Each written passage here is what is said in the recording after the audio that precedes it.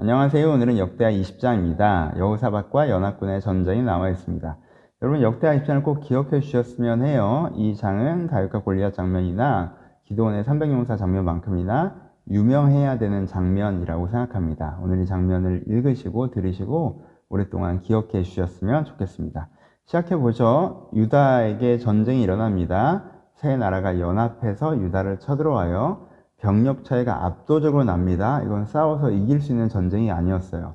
유다는 두려움을 느끼죠. 그때 여호사밧이 앞서 나와서 모든 유다에게 금식 기도를 선포합니다. 금식하면서 우리 하나님께 기도하자라고 선포하고 모든 사람들이 그 자리에서 도시마다 모여서 금식하며 기도하고 예루살렘에도 많은 사람들이 함께 모여서 하나님 앞에서 금식하며 기도했습니다. 그 기도 중에 여호사밧이 드리는 기도문이 오늘 적혀 있죠. 이 기도문이 정말 명문이에요. 이걸 꼭 기억해 주셨으면 좋겠어요. 가장 먼저 여호사밧이 어떻게 기도합니까? 창조의 언약으로 기도합니다. 하나님께서 세상을 만드셨습니다. 그러니까 이 열방들도 하나님의 손에 담겨 있는 것입니다. 이 문제가 하나님께서 해결하시면 얼마든지 해결하시는 문제입니다라는 하나님의 능력을 고백하는 것으로 시작합니다. 그 다음에 아브라함의 언약을 고백합니다. 하나님의 친구인 아브라함에게 이 땅을 주셨고 자손들이 영원히 이 땅에서 살아가리라고 하셨습니다. 저희가 그 자손이고 저희가 이 땅에서 살아가고 있습니다. 그러니 하나님, 저희가 이 땅에서 살아갈 수 있도록 저희들을 지키셔야 합니다. 하나님께서 아브라함에게 언약하지 않으셨습니까? 라고 아브라함의 언약을 얘기합니다. 세 번째로 성전의 언약을 이야기합니다. 솔로몬이 성전에서 드렸던 기도 있죠? 그리고 기도에 하나님께서 화답하셨던 게 있잖아요. 그 기도를 발췌해서 이야기하죠. 솔로몬이 어떤 기도를 드렸어요? 우리가 범죄하여서 대적들 손에 떨어진다 할지라도 성전을 향해서 기도하면 하나님께서 우리의 기도에 응답해 주십시오라고 솔로몬이 기도했고 하나님께서 그렇게 해주겠다라고 성전 언약에서 약속해 주셨죠. 그것들을 가지고 지금 여호사밧이 기도하죠. 하나님 그렇게 약속하지 않으셨습니까? 저희 가운데 문제가 있을 수 있죠. 저희가 잘못했을 수 있어요. 근데 저희가 지금 저희 부족에도 불구하고 성전을 바라보며 그 언약을 바라보며 기도합니다. 그러니 우리를 구원해 주세요 라고 성전의 언약을 가지고 기도합니다. 그러면서 맨 마지막에 어떻게 기도해요? 하나님 우리는 아무것도 할 수 없습니다. 하지만 하나님께서 하실 수 있사오니 우리를 긍휼히 여기달라고 겸손하게 간절히 간구하며 기도하고 있습니다. 이게 여호사밧의 기도문이에요. 여러분 역대기를 쭉 공부해 오셨으니까 이제 아는 만큼 보이죠. 이 기도문이 얼마나 깊이 있는 기도문인지. 창조의 언약을 고백하고 아브라함의 언약을 고백하고 성전 언약을 고백하잖아요.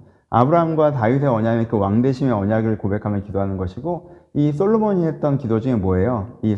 솔로몬이 했던 기도는 성전 언약 중에 구원의 언약이잖아요. 그러니까 솔로몬의 언약이 구원의 언약을 갖고 기도하는 거죠. 그러니까 창조의 언약을 그 배경으로 해서 거기서 레위의 언약과 유다의 언약, 왕의 언약과 구원의 언약을 딱 가지고 그 언약을 붙잡고 기도하는 거죠. 이게 소망의 기도죠. 그렇죠?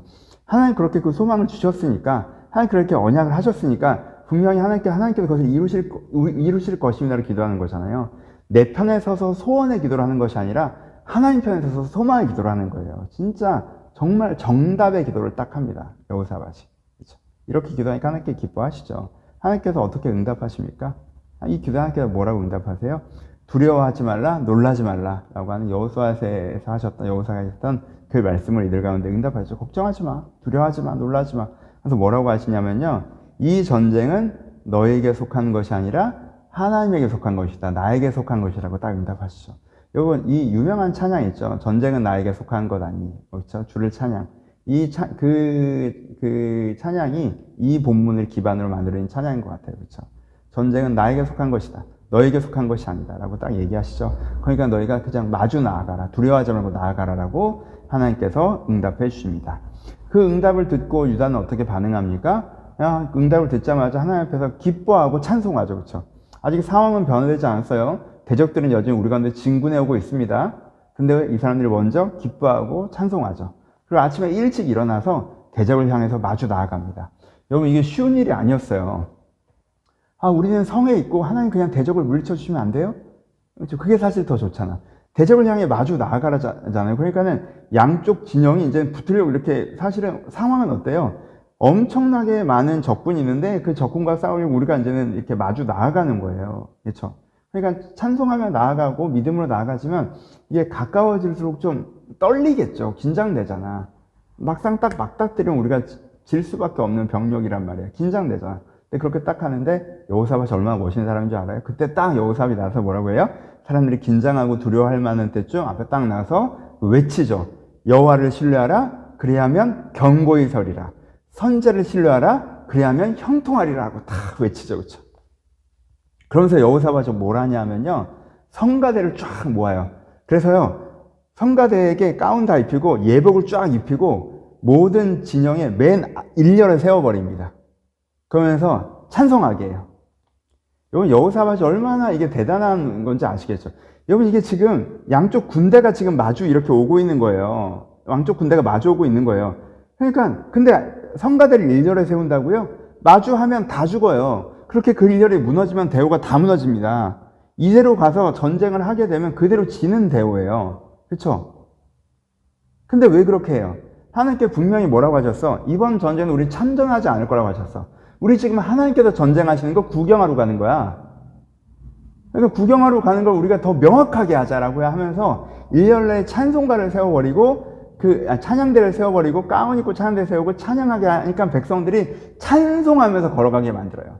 그러니까 백성들의 마음이 가면서도 이렇게 야 우리 지금 그냥 하나님께서 함께 해준다고 하셨는데 지금 하는 행동이 전쟁하러 가는 행동을 하자니까 긴장되고 무섭잖아요. 해서 마음이 왔다 갔다 할 수 있잖아요. 그러니까 이 왔다 갈 수 있는 마음을 믿음의 마음으로 확 쏠리게 만드는 거죠. 그렇죠? 그렇죠? 여호와를 신뢰하라. 그러면 견고히 서리라. 선제를 신뢰하라. 그러면 형통하리라고 한 다음에 그들이 우리는 지금 구경 가는 거야. 하나님께서 하시는 일. 그러니까 우리는 찬송하며 가는 거야. 어제 우리가 그 응답 받고 찬송했지. 지금 달라진 거 아무것도 없잖아. 우리 찬송하며 가자. 야, 맨 앞에 우리 전쟁하러 가는 거 아니니까 우리 찬송하러 가는 거니까 하나님께 영광 돌리러 가는 거니까 성가대서 진짜 멋있어요. 여호사밧 진짜. 그렇게 딱 갔더니 어때요? 가봤더니 어떻게 됐어요? 지들끼리 싸우고 있죠. 가봤더니 자기들끼리 싸우고 있어요. 그래서요, 완전히 다 죽었죠. 다 도망가 버리죠. 그렇죠? 다 죽고 다 도망가고. 가봤더니 뭐만 있어요? 그들이 놓고 간 무기와 물자들만 가득하죠. 그래서 뭐예요? 가서 진짜 하나님께 영광 돌리고 그 물자를 나르는 데만 3일 걸렸다고 얘기해요. 그러니까 이들 가운데 어떻게 돼요? 진짜 연합군이 쳐들어가는 큰 위기가 닥쳐온 줄 알았는데 결과적으로 이들이 믿음으로 반응했더니 오히려 큰 선물을 받은, 영적으로나 육적으로나 선물을 받은 사건이 된 게 오늘의 장면입니다. 너무 멋있는 장면. 여러분이 기억할 만한 장면 아니고 다윗 골리앗보다 더 멋있지 않아요? 어떤 면에서는 너무너무 멋있는 장면이에요. 그래서 그냥 적용해 봅시다. 첫 번째 적용은 그냥 이걸 느끼셨으면 좋겠어요. 너무 멋있다. 느끼셨으면 좋겠어요. 느끼셔서 여러분, 전 읽으면서 이런 감정 들잖아요? 이런 마음 들잖아요? 이렇게 살아야 되는데. 이렇게 살아야 진짜. 정말 이렇게 살고 싶지 않아요? 그런 감정이 딱 들면 무슨 생각이 드냐면 나한테 부족한 게 돈이 아니라 믿음이구나. 다른 게 아니라 믿음이구나. 이런 생각이 딱 들어요. 내가 이만한 믿음이 있으면 이렇게 살 수 있는데 내 인생에 전쟁이 벌어지는 게 문제가 아니라 내 인생에 이런 믿음이 없는 게 문제구나. 나한테 이런 믿음이 있으면 정말 이렇게 살 수 있을 텐데. 그래서 정말 하나님 정말 믿음을 주시옵소서. 저 정말 이렇게 살고 싶습니다. 이런 기도가 나오는 장면이 오늘의 장면이라고 생각을 합니다. 너무 좋지 않아요? 그런데 그래서 설명을 하죠. 적용점 한 두세 개 봅시다. 첫 번째, 우리가 어려울 때 어떻게 기도해야 되는지 태도를 이 장면이 보여주죠. 어떻게 기도해야 되는지 태도. 어떻게 기도해야 돼요?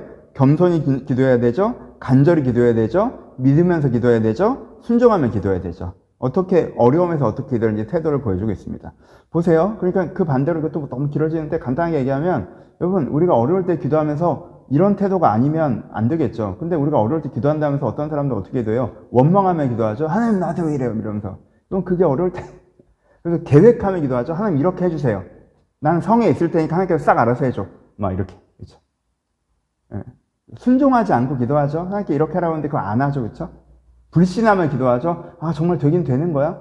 게으르게 기도하죠. 조금 하다가 막 자기 감정 북받쳐 올 때는 자기 감정을 쏟아낼 곳이 없어서 기도하다가 야, 힘들어. 몰라 안 해. 그렇죠? 그렇게 기도하면 안 돼요. 잘 이렇게 하는 거예요. 그렇죠? 이렇게 하는 거예요. 어려울 때 이런 태도로 기도하는 거구나를 배우셨으면 좋겠고 이런 내용으로 기도하는 거구나. 내 소원을 간절히 얘기하는 게 아니라 언약을 이해하시는 가운데 소망 가운데 기도해야 되죠.